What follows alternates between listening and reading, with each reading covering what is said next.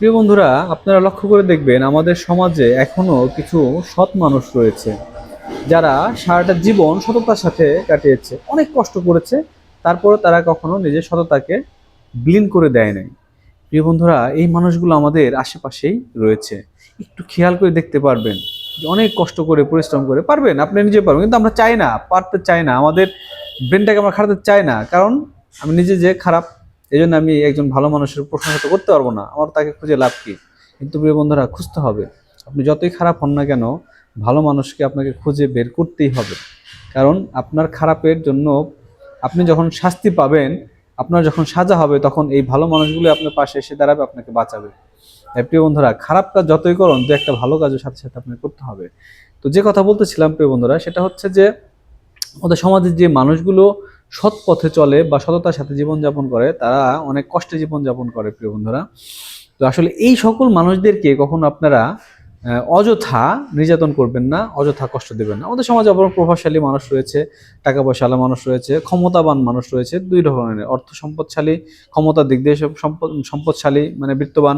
তো এরকম মানুষগুলো কি করে, এদের নেচারে ঢুকে যায়। অর্থবিত্ত বেশি হয়ে গেলে পরে মানুষের ক্ষতি না করতে পারলে এদের ভালো লাগে না, মানুষেরটা ছিনিয়ে না আনলে এদের ভালো লাগে না, মানুষকে অত্যাচার না করলে ভালো লাগে না। এটা মানুষের একটা কথা বলে না, অর্থই কিন্তু অনর্থের মূল।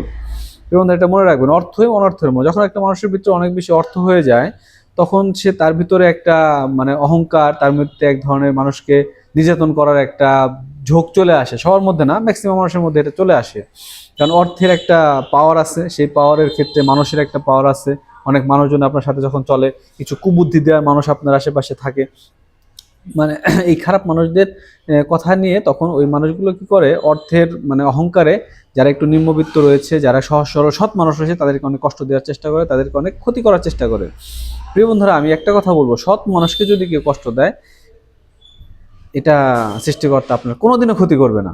কোনো না কোনো ভাবে আপনার 10 গুণ কেন আরো বেশি গুণ ক্ষতি আপনার হয়ে যাবে। আপনি এটা টেরও পাবেন না, বুঝতে পারবেন না, কিন্তু আপনি একসময় বুঝতে পারবেন। তখন আর আপনার কিছু করা থাকবে না। আপনার মনে হবে, ইস রে, হয়তো বা আমি ওই লোকটার এই ক্ষতিটা করেছিলাম বলে মনে হয় আজকে আমার এত বড় একটা ক্ষতি হয়ে গেল। হবে নিশ্চিত, 2 দিন আগে 2 দিন পরে। কারণ আমরা জানি আমরা সৃষ্টির ছেঁড়া জীব, এবং আমাদেরকে সৃষ্টিকর্তা সৃষ্টি করেছেন, এবং সৃষ্টিকর্তা একজন আছেন, তিনি সব দেখেন, সব বোঝেন। যিনি মানুষের উপর ছেড়ে দিয়েছে যে তোমাকে আমি বিবেক বুদ্ধি দিয়ে দিলাম, তুমি নিজের বিবেক বুদ্ধি খাটিয়ে ভালো মন্দ তুমি কাজ করবা।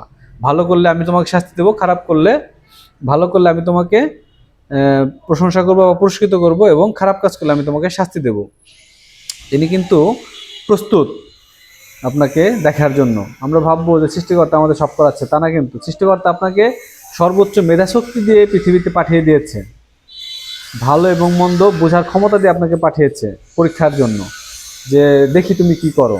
এখন আপনি যদি খারাপ কাজ করেন, তাহলে সে আপনাকে শাস্তি দেবে, ভালো কাজ করলে সে আপনাকে পুরস্কৃত করবে। এখন ডিসিশন আপনার, আপনার বিবেক বোধটাকে আপনি কিভাবে নেবেন, আপনি কি করবেন। তো প্রিয় বন্ধুরা, কখনো মানুষের সাথে খারাপ আচরণ করবে না। সৎ মানুষ থেকে শুরু করে কোনো মানুষকে কখনো কষ্ট দেবেন না। ভালো থাকবেন, সুস্থ থাকবেন।